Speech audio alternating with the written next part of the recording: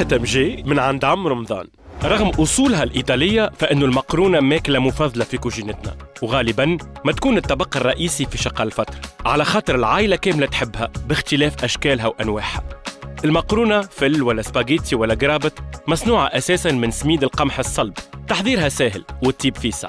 يتقال أنه المقرونة تسمن، وهوني فما برشا ظلم ليها، على خاطر صحن مقرونة بالخضرة بالدجاج ولا بالحوت محضرة بصلصة فرشكة بزيت الزيتونة هي أكلة متوازنة مغذية بالفيتامينات والبروتينات والألياف، تعطي الطاقة اللي يحتاجها البدن نهار كامل، تقنع وتمد الجسم بالسكر البطيء لي سكرولون اللي نحتاجوهم خاصة بعد نهار الصيام الطويل.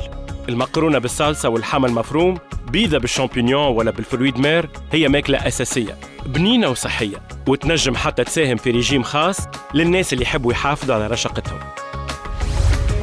شاهي طيبة، ونتلاقاو غدوة في نصيحة جديدة من عند مجي.